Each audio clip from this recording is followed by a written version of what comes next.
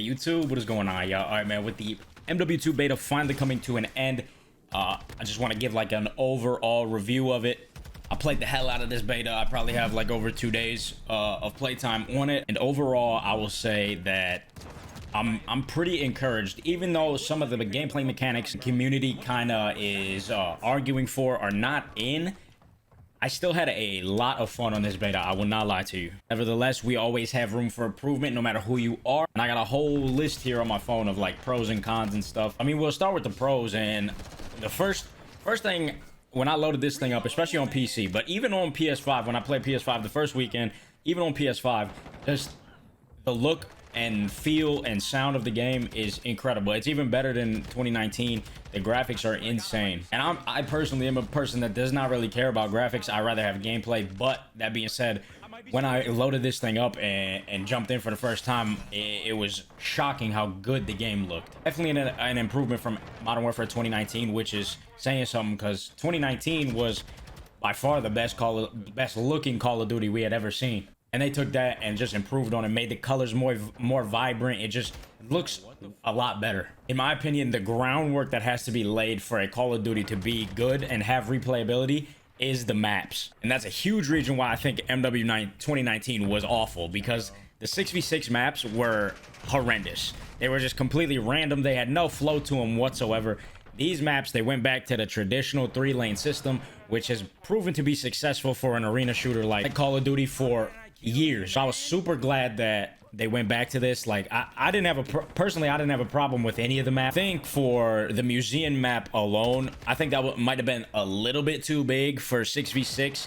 Except for Hardpoint, I felt like it played really well on Hardpoint. I think on that map, maybe if they go and introduce the pacing like Vanguard did, where you can select to play like 8v8 or 10v10, I think 8v8 and above would play really well on that map in any game mode. But other than that, the maps are incredible so far. I mean, obviously we only got to play 4 6v6 maps, but I like them all, to be honest. And I think another pro going along with the maps are the doors on the map. Now, obviously there are doors still in Call of Duty, which Modern Warfare 2019 introduced, but they were horrible on 2019, and there was an abundance of them on every map. I just think they overdid it completely. But in this go around with MW2, they reduced the number of doors and made them to where they're not as obnoxious as they were in MW 2019. So that's not only good for multiplayer, but coming up with Warzone 2, that'll also be a huge W. And another fat W of MW2, man, is there's finally an FOV slider on console, and I think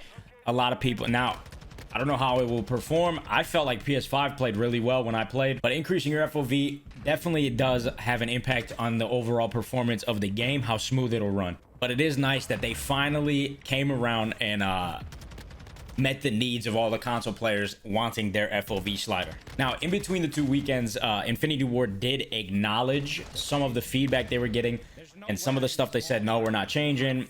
But then there was also stuff that they said, yeah, we need to tweak that, and they ended up doing it. One being the visual recoil, they tweaked that.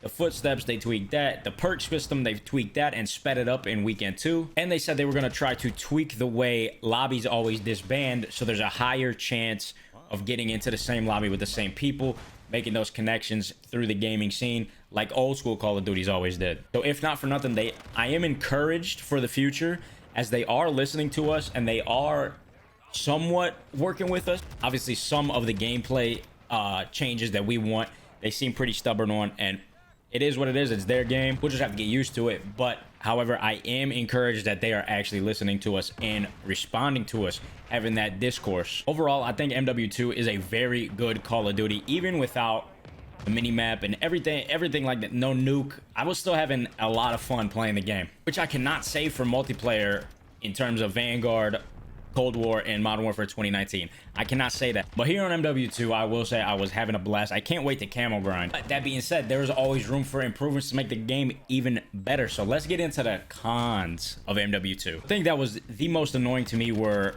the spawns. Now, I will say in Hardpoint, I played a lot of Hardpoint when they introduced that. Spawns seemed pretty logical in Hardpoint for the most part. However, in Domination, when I was playing a lot of Dom, before Hardpoint was in, the spawns were sporadic, random.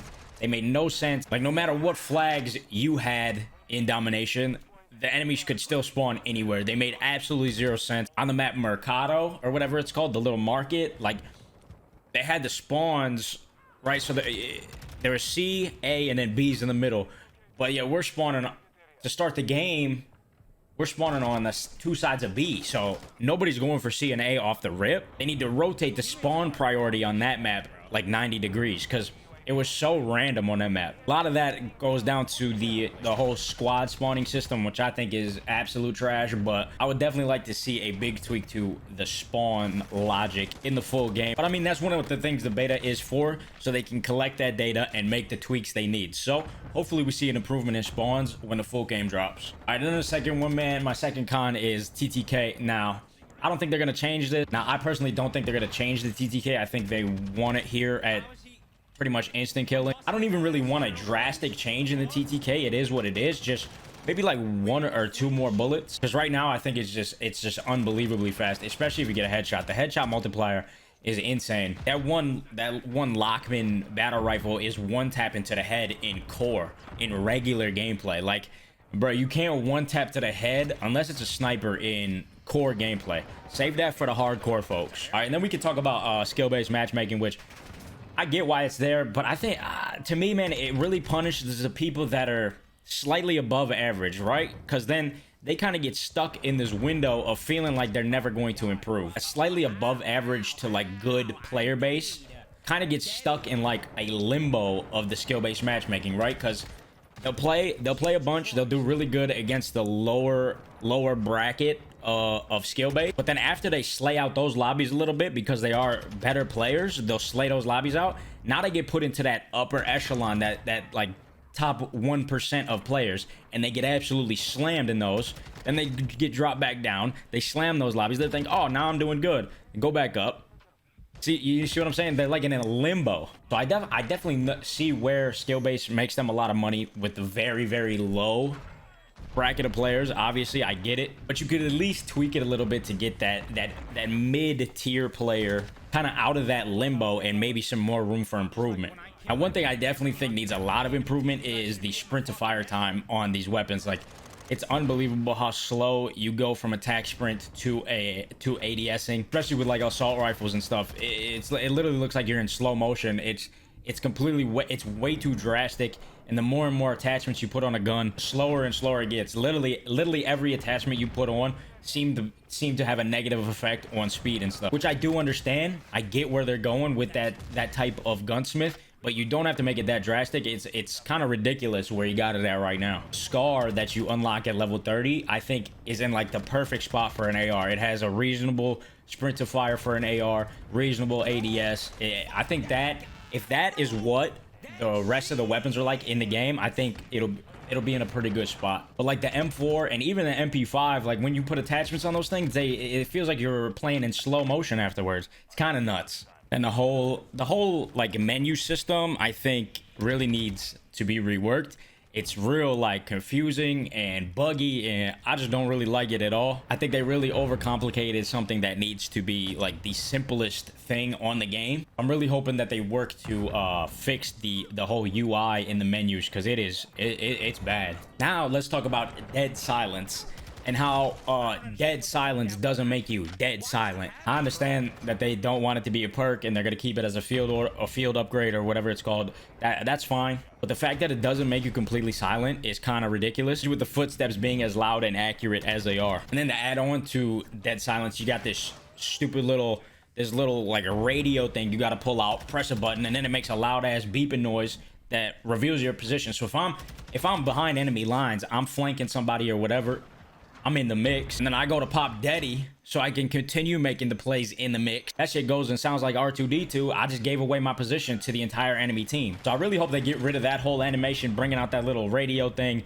and just go back to the way it was in 2019, where you activated it and then your footsteps were silent. There's no need for all that extra animation bull crap.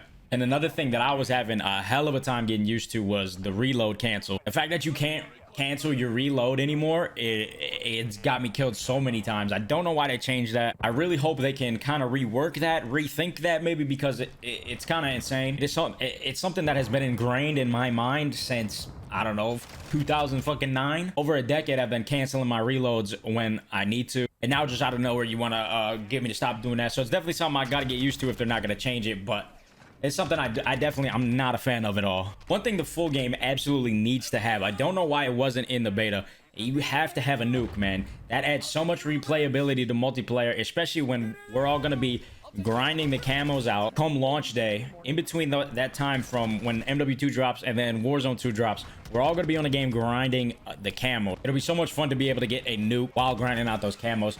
I definitely think it will be in the full game. I don't see why they would not include a nuke. It was in MW 2019.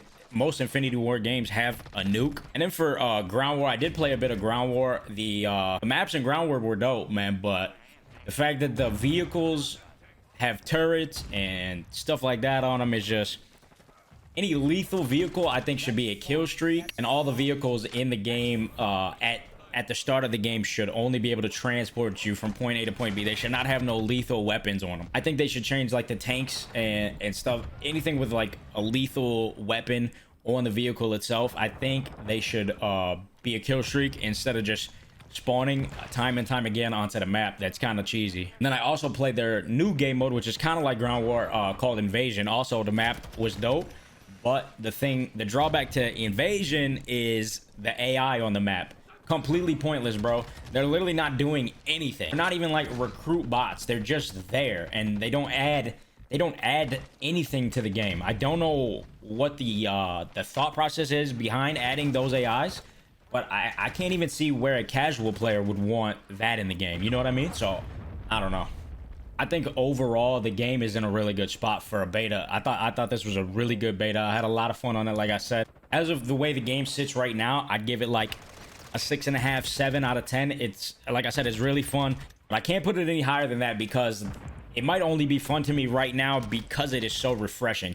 I've been playing Warzone and Resurgence, Fortune's Keep, and Rebirth for so long that I really just needed something new, something fresh. That could be a big factor of why I was having so much fun on it. We'll see. I'll probably have a newer opinion when the game actually drops and I do my camo grinding. But as of right now, I don't think Modern Warfare 2 is far off from being a really good Call of Duty. It has all the core elements to be a great Call of Duty, and then with a couple tweaks and changes that Infinity War may or may not make, this thing could go from like a 6.5, 7 out of 10 to a 9 out of 10, 10 out of 10. So yeah, man, until October 28th, man, we're back on that Warzone grind. I'll be grinding out Fortune's Keep and Rebirth gameplays again. I don't know how I'm gonna bring myself to do it, but I will do it. Hope you guys enjoyed that video. Enjoy the rest of your day, and I will see you in the next one.